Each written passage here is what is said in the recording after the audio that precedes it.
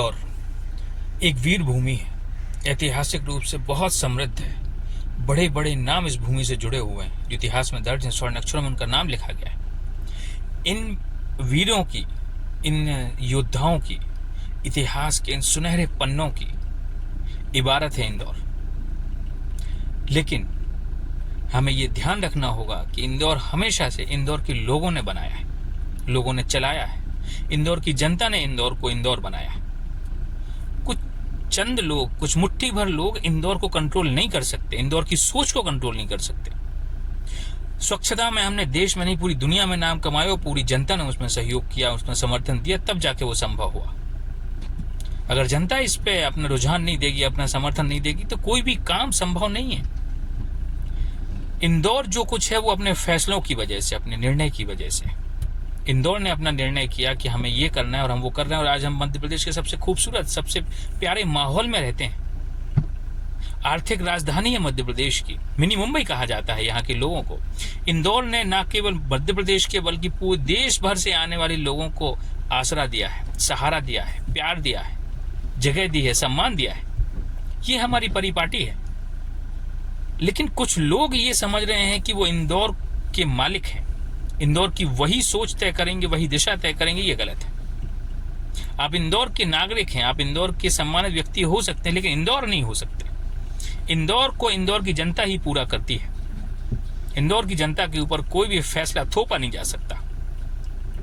रजवाड़ा है इंदौर, राजनीतिक राजधानी रही है।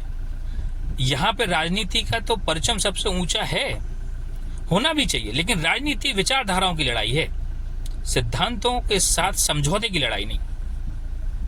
राजनीति वो जिसमें दोनों पक्ष होते हैं, दोनों पक्षों में बराबर उनको सहयोग और सम्मान मिलता है, जगह मिलती है अपना पक्ष रखने की। लेकिन जो इंदौर में पिछले दिनों में हुआ वो सही नहीं हुआ। इंदौर की परिपाटी ये नहीं है। अब इंदौर की जनता को यह तय करना है कि वो इस तरह की राजनीति को आगे बढ़ाना चाहते हैं या इसको यहीं रोकना चाहते हैं। याद कीजिए, इंदौर ने वो फैसला किया था जब स्वच्छता अभियान में हमने लगातार 7 साल कीर्तिमान स्थापित किया। अभी हम फिर से एक नए कीर्तिमान की तरफ जा रहे हैं। ये भी निर्णय था, एक फैसला था।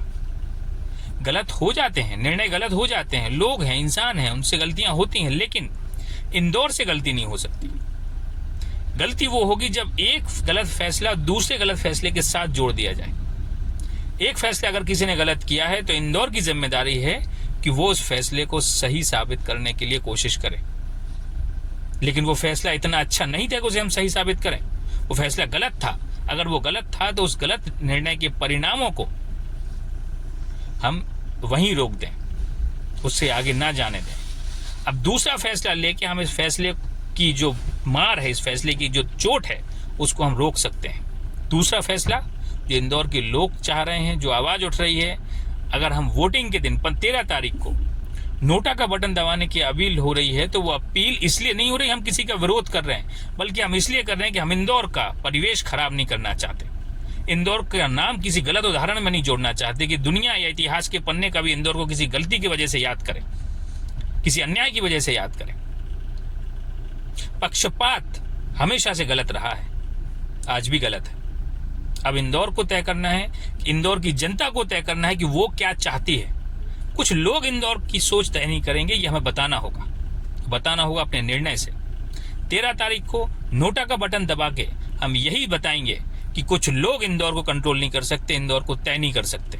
इंदौर की जनता, इंदौर खुद तय करेगी कि वो क्या चाहती है, वो क्या है, उसका परिचय क्या होना चाहिए, इतिहास में उसका उदाहरण क्या होना चाहिए। अगर 2024 इलेक्शन में इंदौर का नाम आए तो वो गंदगी की वजह से ना आए, स्वच्छता की वजह से आए। तो राजनीतिक रूप से भी स्वच्छता में नंबर 1 होने का दायित्व हमारे ऊपर है। वो 13 तारीख को उसका अवसर है। इस 13 तारीख को नोटा का बटन दबा के हमें ये बताना होगा कि इंदौर के नाम को कोई दागदार नहीं कर सकता। इंदौर की जनता कभी ये होने नहीं देगी। 13 तारीख नोटा का बटन राजनीतिक रूप से भी देश का सबसे स्वच्छ शहर बनाने का मौका है। सहयोग दीजिए, समर्थन दीजिए, नोटा का बटन दबाइए।